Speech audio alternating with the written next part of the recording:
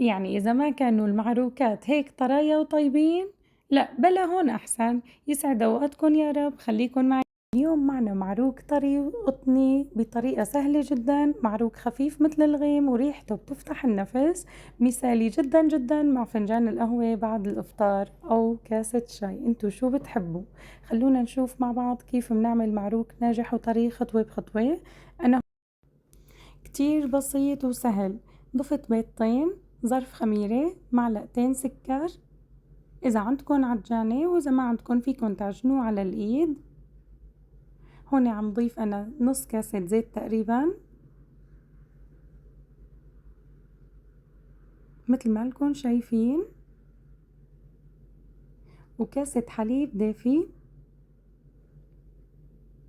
ولا تنسوا رشة الملح، رشة صغيرة مثل ما لكم شايفين، ومنخلط.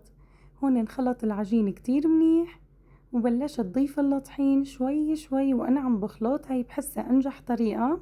في ناس بتضيف منكهات وبهارات وشغلات، يعني نحن لا ما بنحب، يعني بحس إنه كتير الطعمات بتختلط مع بعضها.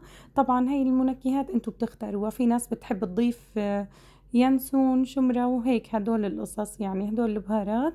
هون للناس أذواق. إجا أيهم كان متحمس هون معي وعم بيعمل المعروك وعم بيساعدني وبيشغل العجانة وبيطفيها، ويا سلام.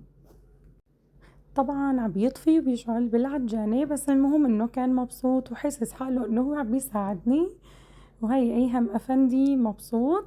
بعد ما خلصنا عجن، شوفوا قوام العجينة لازم يكون طري كتير كتير مثل ما لكم شايفين. بعدين بالاخير بضيف معلقتين زبدة للتنعيم كرمال ما تلزق، وهي سر النجاح العجين يعني. ومعلقتين ونص انا ضفت. مثل ما شفتوا العجينة كيف قوامها وكيف عم بتمط بين ايدي، يا سلام والله بتشهي. بعد ما خلصنا عجن غطيتها بالطنجرة وريحتها على جنب ساعة. هون بعد ما ارتاحت ساعة شوفوا كيف طلعت، يا سلام بسم الله ما شاء الله. عن جد عن جد يسلم ايديك يا مروش. هون حسب هون طريقة التشكيل، كل واحد هو شو بيحب وشو بيفضل. أنا يعني بحب شكل المعروك مثل ما نحن بنحب، أو مثل ما الولاد بيحبوه بيرغبوه وبيكيفوا على شكله. حبيت أعمل اليوم معروك بالشوكولا ومعروك بالجبنة. أنا أكتر شي بحب اللي بالجبنة.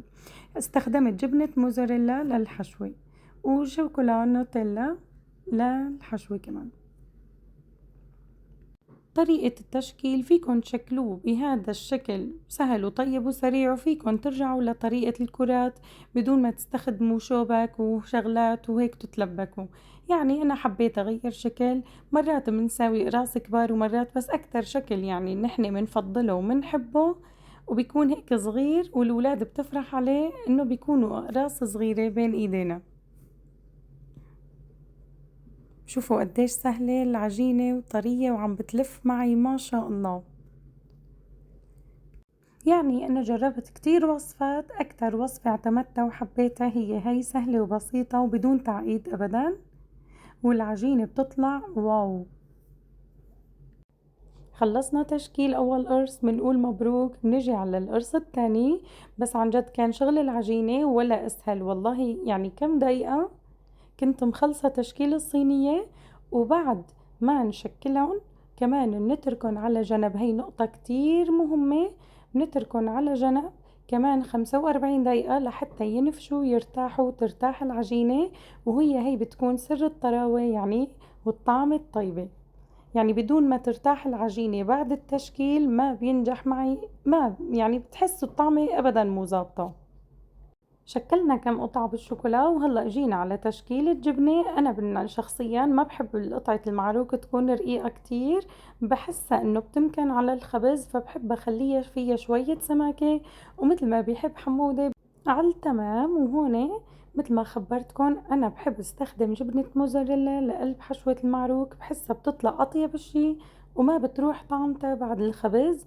يعني نصيحة إنه الواحد يستخدم جبنة موزاريلا أو جبنة بيضاء بدل جبنة القشقوان. ونصيحة تانية للي ما جرب هاي الطريقة يجربها لأنه كتير طيبة وبسيطة وبتطلع خفيفة وبتضل عندكم الصينية يومين ثلاثة وأبدا أبدا ما بيمكن يعني. شوفوا هون الطراوة بعد الخبز، بسم الله ما شاء الله، الصورة تتكلم. يا سلام، خفيف مثل الغيمة وكتير طيب وطري، عن جد يسلم دياتك، والله روعة.